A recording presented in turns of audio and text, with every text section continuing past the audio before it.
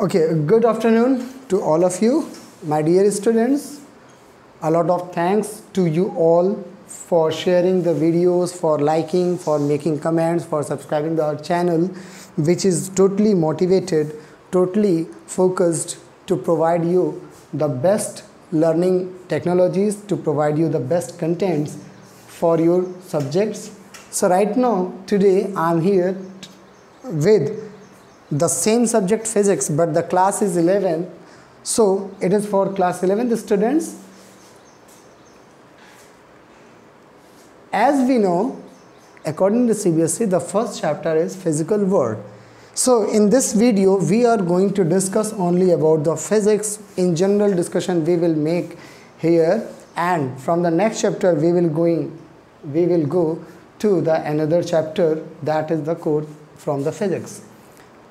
As we know here, physical world, whenever we discuss, since you are in higher classes, right now we are in senior secondary class, so we should know about the term science, we should know about the different branches of the science.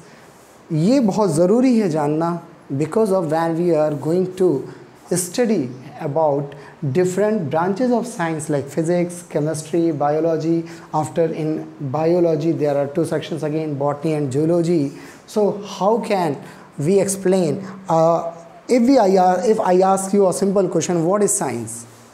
Before going through this chapter, a simple question is here to you all, that what is science? We are studying this subject from class first. From first onwards we are discussing about the science every day in our lives.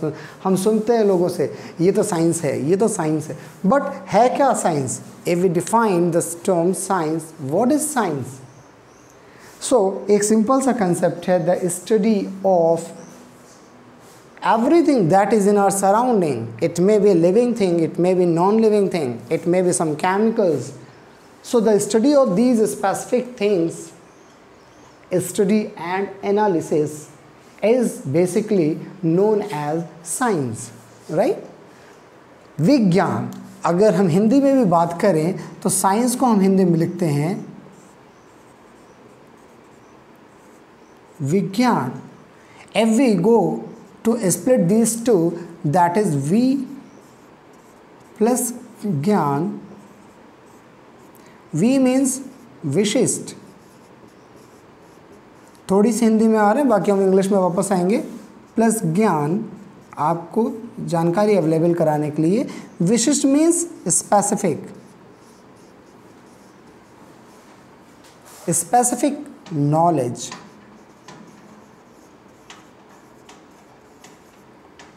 So when we study specific knowledge related to the living things, non-living things, whatever the things are in our surrounding, then we say that this study and analysis is known as science.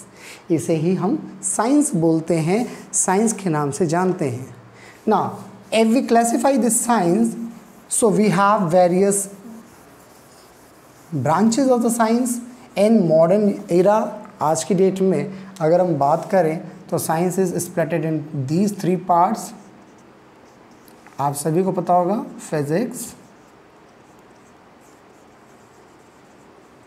Chemistry and biology, right? Physics, chemistry and biology. So whenever we discuss about the living things, then this is what? Biology. Living things means animals, plants, human being.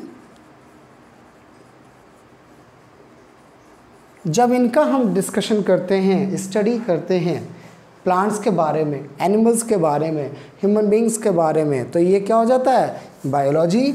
ये convert break हो जाता है दो parts में, botany and zoology. अब हम इस पे डिटेल में नहीं चलेंगे फिलहाल. Chemistry, when we discuss about some organic, inorganic materials, compounds, chemicals, then we deal with the chemistry. Now the main concern is physics. This is a main topic what we have to discuss, because of we are dealing with this subject, we are going to discuss about physics only. So if I say कि what is physics, अब हम आते हैं basically हम physics पे. Physics है क्या? If we see, physics. So the physics is what? It's a study, analysis, implementation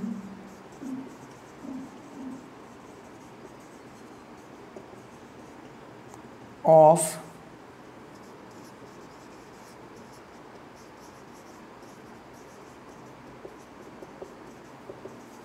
physical activities in our surrounding. Right? This is not a bookish definition. एक simple language में मैं आपको समझाने की कोशिश कर रहा हूँ कि फ़िज़िक्स है क्या बेसिकली. ये कोई बुकिश डेफिनेशन नहीं जो कहीं बुक में आपको मिले. हम बहुत आसान भाषा में समझेंगे. What is physics? स्टडी करना, एनालिसिस करना, इम्प्लीमेंटेशन करना. किसका? The physical activities that is going to be happen in our surrounding.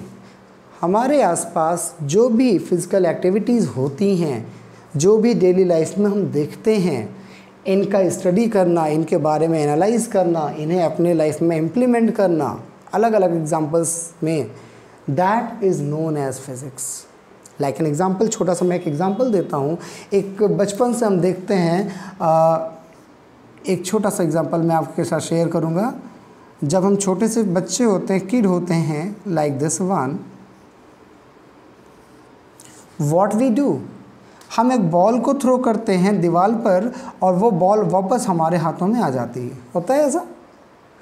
So at the time we are not aware that this is a concept of Newton's laws of motion. But when we grow up, और जब हम physics पढ़ते हैं तब हमें ये एक जानकारी मिलती है कि ये तो न्यूटन थर्ड लॉ के कारण हो रहा है. सो ऐसे बहुत सारी एक्टिविटीज़ हैं, बहुत सारी चीज़ें हैं जो हमारे आसपास होती हैं, जानते हैं, बट उन्हें हम फिज़िक्स में रिलेट नहीं कर पाते हैं. हियर आई एम अश्विनी, और हम यही काम करने वाले. मैं आपको बताऊं फिज़िक्स पढ़ने का, खासकर अब आप 11th में हैं या 12th में जो स्टूडेंट्स इसे देख रहे हैं, definitely one thing, till class 10th when we are going to deal with the subject science, we have an opportunity to make good scores in subject science because of chemistry and bio as well. So at that level you can ignore physics. ऐसा लोग करते हैं कि उन्हें physics tough लगती है, वो ignore कर जाते हैं और बाद में चल के वो बायोलॉजी ले लेते हैं. But since you have taken mathematics, you have taken physics, आपको यहाँ पढ़नी है और बायो में भी पढ़नी होती है. So what I have experience personally, if you are able, if you have this ability to relate the things in your real life to the concepts of physics, definitely you will rock, you will get a good understanding about the subject physics. बहुत आसान लगेगा. It will be more entertaining than other than any subject, but the first condition that is required, you have the capability, you have the ability to relate the activities in our surrounding with the concept of physics. जो भी concepts हम पढ़ते हैं physics में, उन्हें अगर हम अपने आसपास की चीज़ों से रिलेट करना शुरू कर दें तो डेफिनेटली फ़िज़िक्स आपको आसान लगेगी. और यही करना है, और यही मैं ट्राई करूँगा वीडियोस के थ्रू, एग्जांपल्स के थ्रू, कि आप अपनी एक्टिविटीज़ को फिज़िक्स के कंसेप्ट से जोड़ना शुरू करें. Okay, so the study, analysis, implementation of the physical activities in our surrounding is known as physics. अब जब हम फिज़िक्स की बात करते हैं तो एक क्वेश्चन यहाँ पे हमारे ब्रांच दिमाग में और आता है कि what are the major field of physics. ठीक है, ये सब हम फिज़िकल वर्ड इस चैप्टर में हैं कि फ़िज़िक्स के फील्ड क्या हैं, कहाँ कहाँ फ़िज़िक्स हम देख सकते हैं अपने सराउंडिंग में, कि कहाँ कहाँ फ़िज़िक्स का यूटिलाइजेशन हो रहा है, कहाँ कहाँ फ़िज़िक्स इतनी ज़्यादा यूज़ की जा रही है. तो अगर हम बात करें फिज़िक्स की, मैं एक छोटा सा आपको शो करने की कोशिश करूँगा और इसी टॉपिक पे हम डिस्कशन अपना बंद करेंगे, फिर नेक्स्ट चैप्टर पे आएंगे। आप पहले इसको देखते हैं, फिज़िक्स हम कहाँ कहाँ डील करते हैं हमारे रियल लाइफ में। तो सबसे पहली फिज़िक्स का जो सबसे पहला पार्ट हम पढ़ते हैं, आप सब बचपन से देखते आ रहे हैं, दैट इज़ मैकेनिक्स। क्या है मैकेनिक्स? जब हम बात करते हैं मोशन की, ठीक है, जब हम बात करते हैं ग्रेविटेशन की,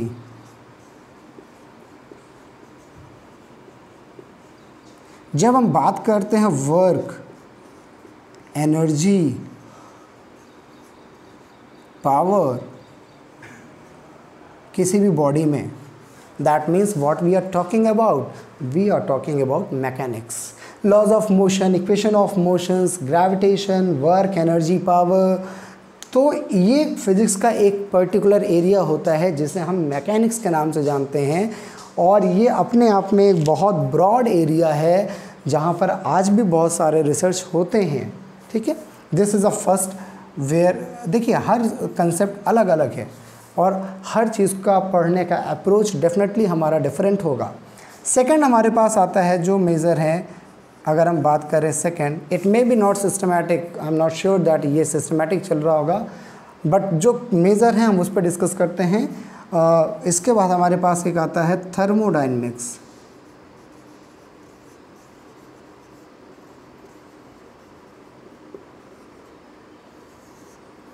थर्मो मीन्स होता है thermal, if you see this thermo that is thermal. Dynamics means motion, basically फिर से यहाँ पे आ जाता है, लेकिन अंतर है यहाँ पे मोशन में, यहाँ पे हम हीट की बात कर रहे हैं। Thermal means heat. When we discuss about the conduction, radiation, convection means the motion of heat, heat transfer, ठीक है।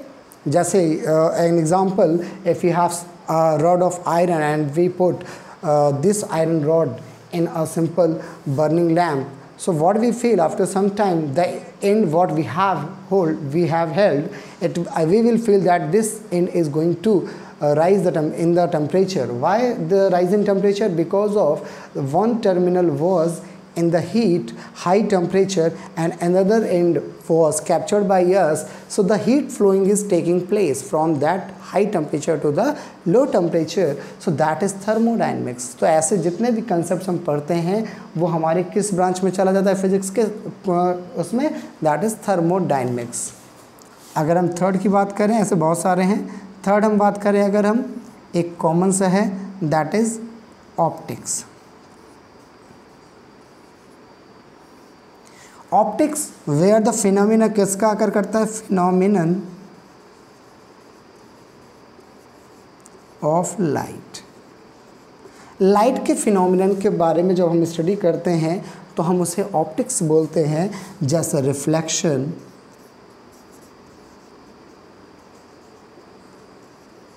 Refraction, interference etcetera. बहुत सारे कंसेप्ट्स हैं यहाँ पर, हम डिटेल में बात करेंगे आगे चलकर। This is optics. फोर्थ अगर हम बात करें,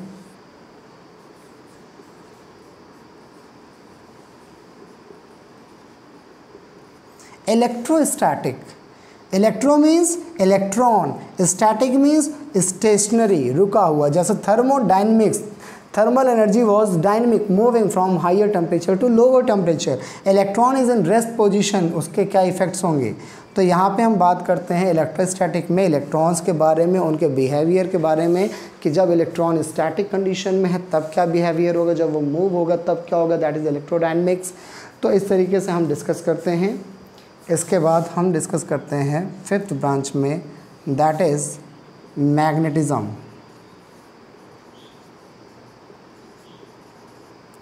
magnetic properties, magnetism, magnetic effects, ये हम डिस्कस करते हैं अपनी फिफ्थ ब्रांच में फिजिक्स के, दैट इज़ मैग्नेटिज्म, ठीक है। इसके बाद और भी छोटी छोटी चीज़ें हैं, जैसे एक है हमारे पास फ्लूइड मैकेनिक्स।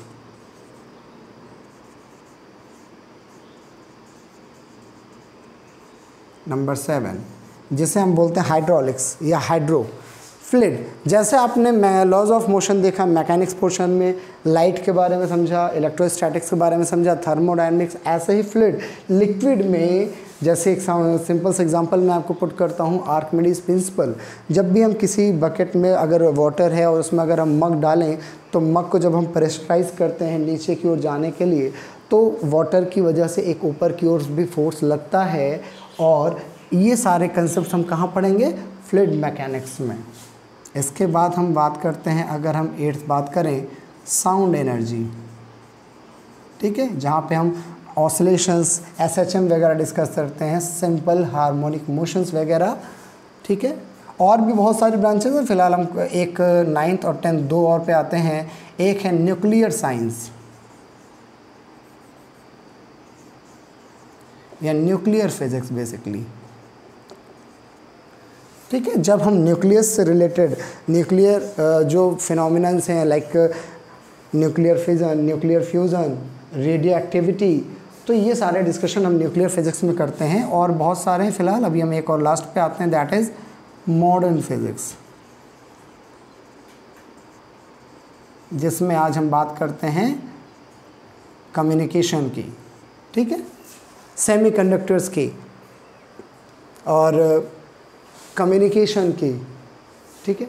जितने भी तरीके के कम्युनिकेशन हमारे आसपास सोसाइटी में हो रहे हैं, like mobile communication, satellite communication, TV communication, radio communication, semiconductor से बने डिवाइसेस की डायोड, ट्रांजिस्टर्स, तो इस लॉजिक गेट्स, तो इनका डिस्कशन हम बात करते हैं मॉडर्न फिजिक्स में। तो ये कुछ एक ओवरव्यू है फिज़िक्स का कि हम कहाँ कहाँ पर फिज़िक्स के बारे में डिस्कस करते हैं, और फिर हम बात करेंगे इनके बारे में डिटेल में, जो कि ये पूरा जो आपका फिज़िक्स है ये 2 पार्ट में बटा होता है, 11th में और 12th में।